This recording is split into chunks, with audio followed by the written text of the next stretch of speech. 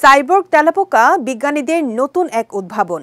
এই ধরনের তেলাপোকাদের উপর স্বয়ংক্রিয় ইলেকট্রনিক ব্যাকপ্যাক প্রতিস্থাপন করা হয়।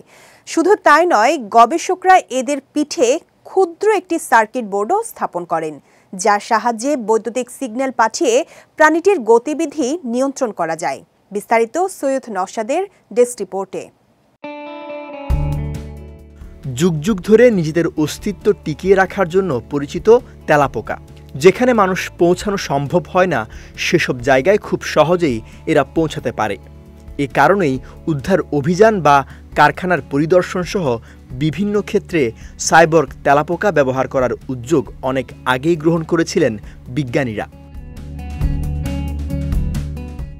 এবার এক নতুন উৎপাদন পদ্ধতি উদ্ভাবন করেছেন গবেষকরা, যার মাধ্যমে তেলাপোকাদের উপর ইলেকট্রনিক ব্যাকপ্যাক স্বয়ংক্রিয়ভাবে প্রতিস্থাপন করা যাবে। তেলাপোকাগুলোকে সহজেই নিয়ন্ত্রণের জন্য এদের পিঠে ক্ষুদ্র একটি সার্কিট বোর্ড স্থাপন করেন গবেষকরা।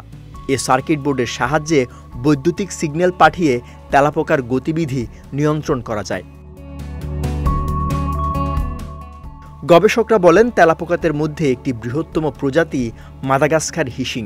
এই প্রজাতির তেলাপোকা পূর্ণবয়স্ক হলে 5 থেকে 7.5 সেন্টিমিটার পর্যন্ত বৃদ্ধি পেতে পারে। তাই মাদাগাস্কার হিসিং তেলাপোকার উপর উৎপাদন প্রক্রিয়াটি ব্যাপকভাবে পরীক্ষা করেছেন তারা। পরীক্ষার ফলাফল দেখিয়েছে যে এই সাইবর্গ নির্দেশ পাওয়ার পর ঘুরতে, গতিরোধ করতে এবং বাধা পার করতে সক্ষম হয়েছে।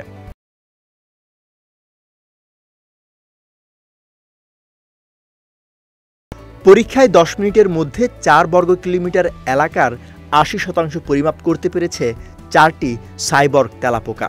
আর এগুলোকে দূর থেকে নিয়ন্ত্রণ করা হচ্ছিল তাদের ইলেকট্রনিক ব্যাকপ্যাকের মাধ্যমে।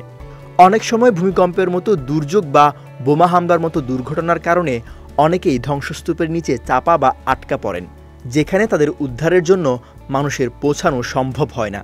সেসব জায়গায় অনুসন্ধান ও তথ্য সংগ্রহের জন্য এসব জীবিত রোবট সহায়ক হতে পারে বলে জানিয়েছেন বিজ্ঞানীরা। সৈয়দ নওশাদ, বিজয় টিভি নিউজ ডেস্ক।